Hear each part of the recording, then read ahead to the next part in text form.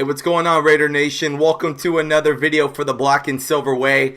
The Raiders, no D, go 1-1. We lose to the Atlanta Falcons 35-28 at home.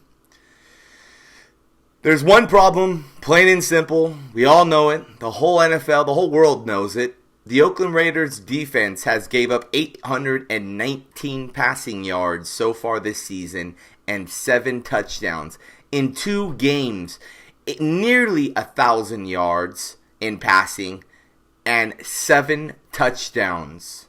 Drew Brees and Matt Ryan ripped us apart all day long.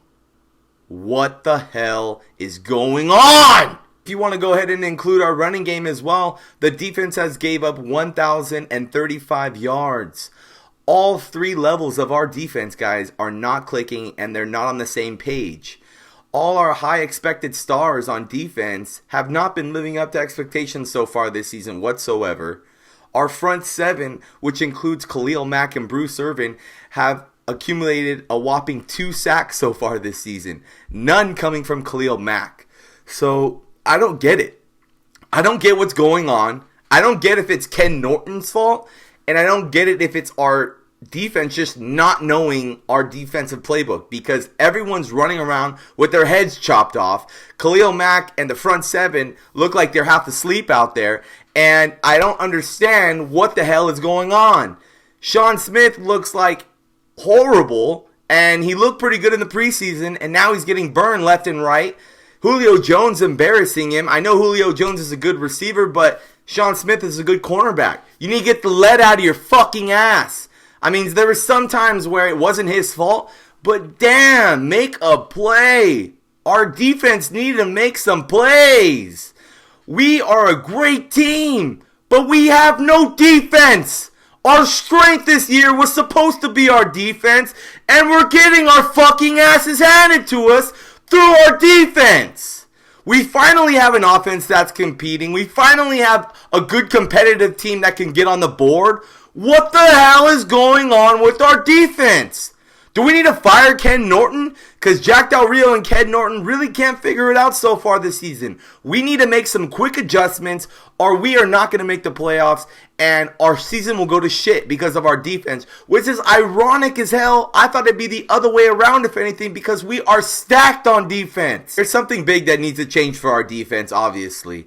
And Jack Del Rio knows that. We have the worst defense so far in the NFL this season, and he's tired of it. I'm tired of it. I mean, this is what's holding us back so far. It wouldn't have been a game for the Saints if Drew Brees wasn't passing left and right. It wouldn't have been a game for Matt Ryan if he wasn't putting up hella touchdowns on us. Our defense needs to shape it up, and that's what needs to happen, or we're not going to make it far this year. Jack Del Rio is talking about taking out Keith McGill and putting Carl Joseph in because so far Carl Joseph hasn't had any snaps so far this 2 games in this season. And Corey James is going to replace Ben Heaney at linebacker, and he's also had a little bit of late action in the Atlanta Falcons game, but I know that he's going to change that up, and he's going to get a few of the younger rookies on the board, see if that changes anything. And so far, people are asking if he's going to take over defensive coordinator over Ken Norton, calling the plays. And he's saying that it's not important for who calls the plays. Our number one priority is to get guys that are good at each position on the field and execute on the ball. And that's really what I agree to. But at the same time, Ken Norton, when they show him on the sidelines, they have been very confused, and I don't know. It just looks really, really bad so far this year, guys. Ken Norton looks like he doesn't know what's going on. Move on from defense. I want to give credit where credit's due. David Amerson had a really good game with 8 solo tackles, 1 interception, and 3 passes defended. Keep it up, David Amerson. Let's move on to the offense. Derek Carr had a really good game, kept us in it the whole time, played smart, and didn't throw any interceptions. Finishes the day for 299 yards, 34-45 passing, with a passer rating of 115. That is his 8th game in his career with a passer rating over 100. Running back Latavius Murray ends the day with 57 yards and a touchdown on the run game. Amari Cooper ends the day with 71 yards and 5 receptions, which was the leading receiver that day. Michael Crabtree, I believe, only got 31 yards and a receiving touchdown. But I'll tell you this, every time the ball is thrown to Michael Crabtree, the motherfucker usually catches it. He's got one of the best hands in the NFL, and I used to talk a lot of shit about Michael Crabtree, but now that he's on my team and I'm watching him every Sunday and he actually has a quarterback that can pass him the ball, he's a really, really good receiver. I'm going to give it to you. I mean, I already knew he kind of was, and we drafted Darius Hayward-Bay over him, which was a huge extreme bust, but I was always sour about that they got Michael Crabtree, but man, that guy's got some really good hands, and his footwork is amazing. So Michael Crabtree, even though it wasn't a big game, I'm just really glad to have him. Andre Holmes hauled in a 6-yard catch from Derek Carr. The touchdown reception was the 10th in his career. And so Clive Walford, he dropped a few passes, but he actually had a 31-yard touchdown, the longest of his career.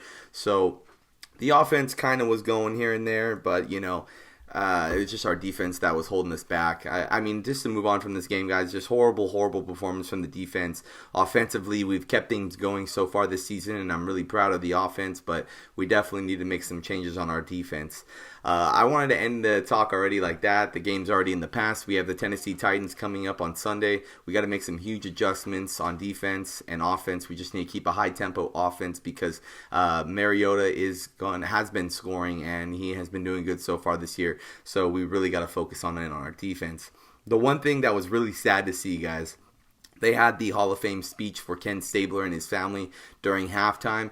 And I've seen John Madden my whole life growing up. Every single season, it seems like he doesn't really age too much. He's always seemed like he's been about the same look for a long time now, ever since the early 96 when Madden started coming out, when you really started seeing him on TV. John Madden, honestly, I was like nearly teared up. I pretty much did tear up. It was sad to see. John Madden looked in really, really rough shape, guys. It was the first time I've seen John Madden looks really, really bad. He just looked really tired. He was aged 10 more years since last year. He could barely get up. It was hard for him to talk. He's 80 years old now, and it just looked like he was almost 100 years old. So I don't know how much longer Madden's going to be with us, but as long as he is, just cherish every day of it. But it was pretty sad to see John Madden like that. It wasn't a good feeling because John Madden's a Raider legend. He's a football legend and overall just a pure class act, and it looks like he's getting pretty damn tired now. Another thing that was kind of really bad to see is there was a lot of fights at that game. There was a big amount of fights at the game, and I don't know what it was. There was Raider fans fighting Raider fans, Atlanta Falcons fans fighting on the Raider fans. It was just more than usual, It used to be like that back in the day a lot, but now it's died down a lot, and this game was a big showing of it. And before I end it, a lot of people ask, are the Raiders going to Vegas? I get calls from friends. They're asking if they're going to go to Vegas or relocate. And, it's always been speculated that we're going to go somewhere different than Oakland because Oakland has been lacking to get anything done for our team forever. Like, forever, guys. I've never helped us out and have always expected us just to stay at that shithole we're at now. And it's finally happening, guys. They passed a $750 million deal for Vegas to move there, and the guy that's running the city, the mayor, he's super pushing for it. He knows it's going to help out his whole tourist spot of Nevada. And the thing that's really bad that we have going for us is the Raiders cannot get anything done in Oakland. And the one thing that is not a stretch at all is Nevada.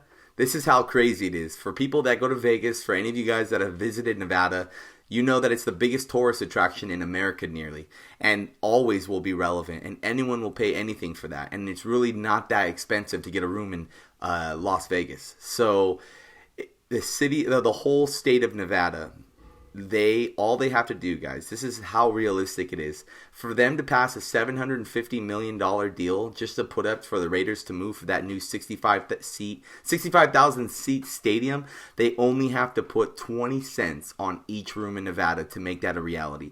20 cents, guys. Each room that Nevada sells every single day and every single night, that's all it's going to take. 20 cents. So I was talking to Bob Carr. He's been following the Raiders for 14 seasons now. He's been the official photographer, Bob Carr, and a lot of you guys might know him. I was talking to him at the game, and when we were having a beer, I said, how realistic do you think Vegas is going to be? And he told me he's about 90% sure the team will move to Vegas in 5 years.